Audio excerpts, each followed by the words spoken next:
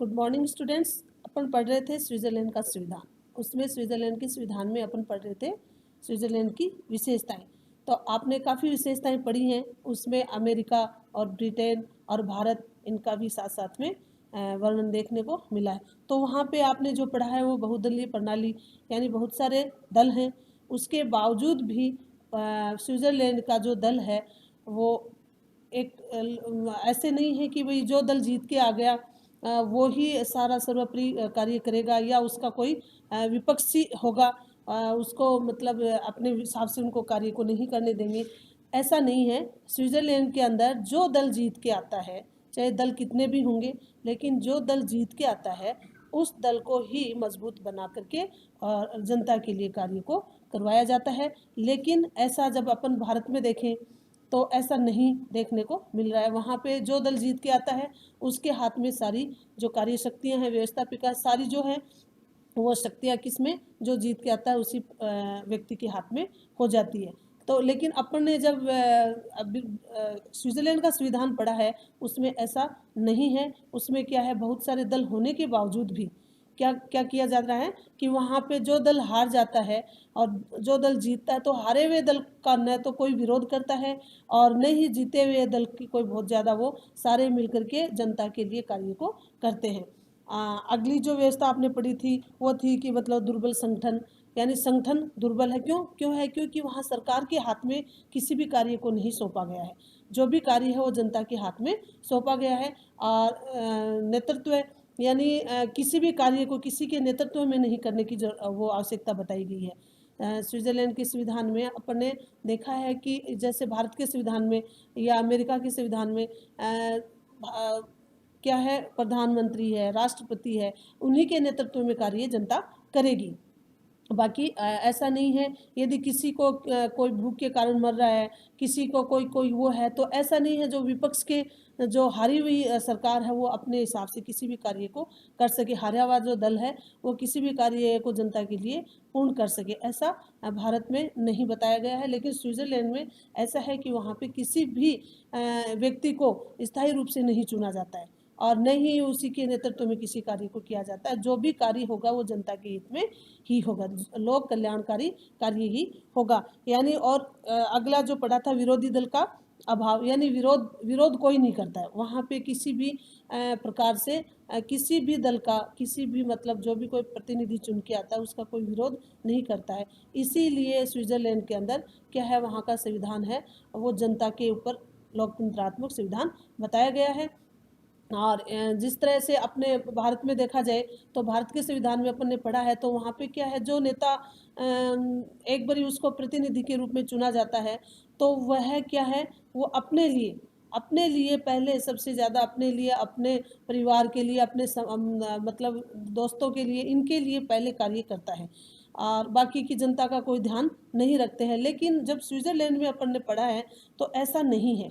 इसमें क्या है, जनता सभी के यहाँ समान है और सभी के लिए सारे जो कार्य हैं वो किए जाएंगे। उसमें न तो कोई किसी पद पे कोई उद्योगपति होगा, उद्योगपति यदि है तो वह प्रतिनिधि नहीं बनेगा, क्योंकि उद्योगपति है तो उसका मतलब स्विट्जरलैंड के अंदर पैसा कमाना राजनीतिक में आना नहीं बताया गया है। उसमें है कि जो व्यक्ति पैसा कमाता है वो राजनीति में नहीं आएगा और जो यदि राजनीति में आएगा तो वह जनता का कल्याण करेगा, जनता के हित में कार्य करेगा। वहाँ के नेताओं की जो तनख्वाह है वो भी कोई ऐसा नहीं है कि उनकी जीवन चलाने के लायक है। ऐसा वहाँ कोई भी व्यक्ति गरीब नहीं है, आर्थिक स्थिति से भी सभी क्या है, सुदृढ़ है। इसलिए एक दूसरे का कोई भी किसी भी तरह का कोई विरोध नहीं करता है। तो स्विट्जरलैंड के संविधान की अपन ने काफ़ी विशेषताएं पढ़ी थी। विरोधी दल का अभाव पढ़ा ही था और इस तरह की जो चुनाव का आधार योग्यता बताई है। जिस तरह से भारत के चुनाव आप देखते हो या अपन देखते हैं, भारत में रहते हैं इसलिए भारत के संविधान में अपन ने पढ़ा भी है कि भारत का जो चुनाव होता है वो बहुत ही खर्चीला चुनाव होता है। उसमें बहुत सारे गाड़ियाँ और अन्य मतलब ये प्रचार करने का जो व्यवस्थाएं हैं, सामग्री हैं, ये हैं। तो इस तरह से वो जनता के हित में नहीं होता, जनता के किसी भी कार्य में, किसी भी काम में शामिल नहीं होता है। कोई न उनका खान पान होता है, न उसमें कोई उनके कपड़े आते हैं, न कोई उनके लिए कोई व्यवस्थाएं होती है। लेकिन ऐसा स्विट्ज़रलैंड में नहीं बताया गया है। स्विट्ज़रलैंड में क्या है, वहाँ का चुनाव है वो बहुत ही कम खर्चीला है। वहाँ पे जब भी खर्चा करते हैं, जब भी खर्च होता है, उसमें लोक कल्याणकारी हित हो, जिसमें जनता का हित हो, उसी में धन, उसी में पैसे खर्च किए जाते हैं, अन्यथा खर्चा नहीं किया जाता है। तो चुनाव का आधार योग्यता बताया है। ऐसा नहीं है कि भाई चुनाव कोई भी लड़ सकता है, नहीं, यदि उसकी योग्यता, यदि उस चुनाव के लायक वो है, तो ही वास्तविक वह प्रतिनिधि चुना जाएगा, अन्यथा उसको नहीं चुनेंगे।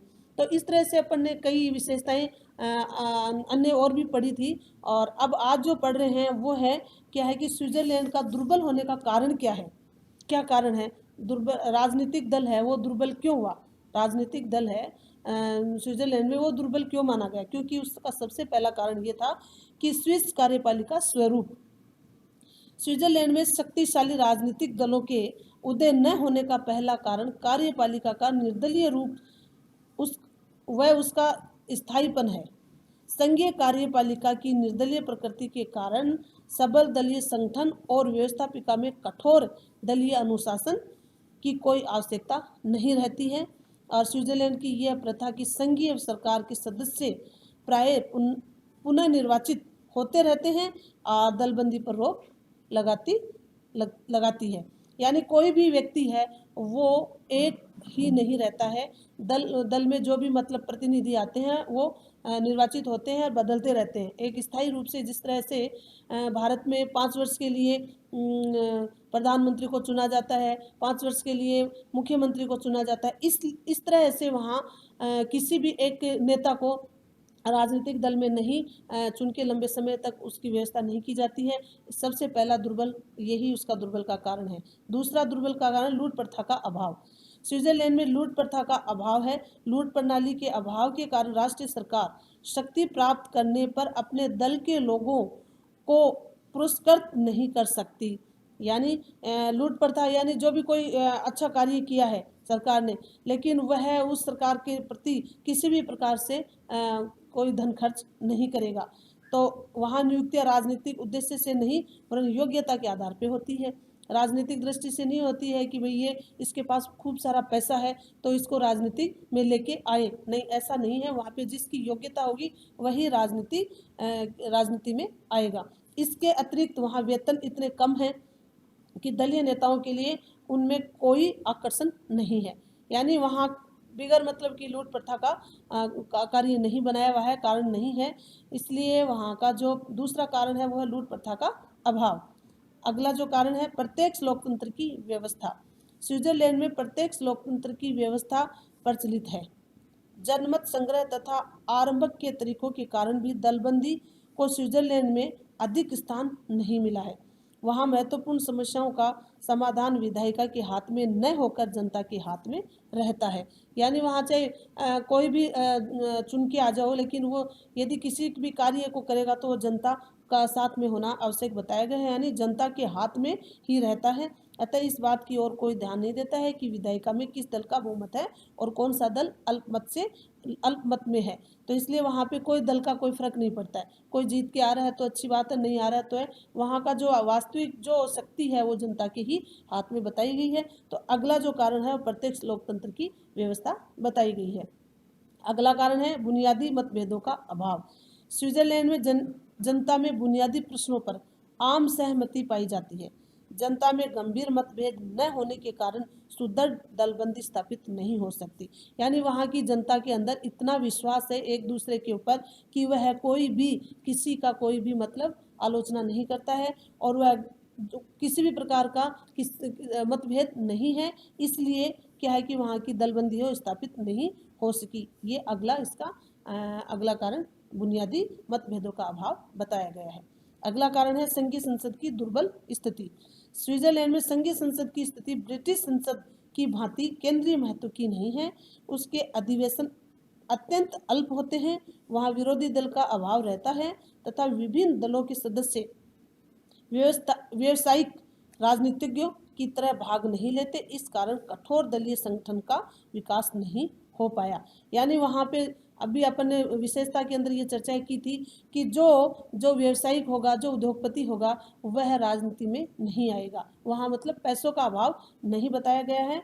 पैसों का अभाव नहीं बताने के कारण कठोर दलीय संगठन का विकास नहीं हो पाया है। इसलिए अगला जो दुर्बल होने का राजनीतिक दलीय कारण है वो है संघीय संसद की दुर्बल स्थिति।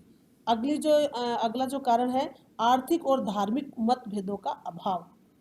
स्विट्जरलैंड में गंभीर आर्थिक असामान्यता नहीं है। वहाँ की जनता अपनी आर्थिक स्थिति से संतुष्ट है।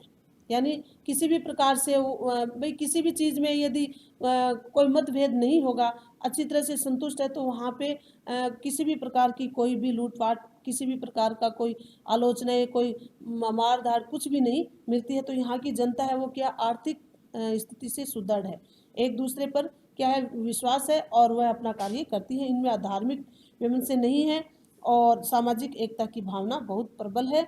अतः वहाँ पर राजनीतिक दलों को पनपने का अधिक अवसर नहीं मिला। क्यों? क्योंकि वहाँ पे राजनीतिक कोई अभाव देखने को इसलिए नहीं मिलता है कि वहाँ पे स्विट्जरलैंड में सर्वप्रिय जो जनता का अभाव बताया गया है। जो भी कोई कार्य करेगा वो जनता के माध्यम से ही किया जाएगा।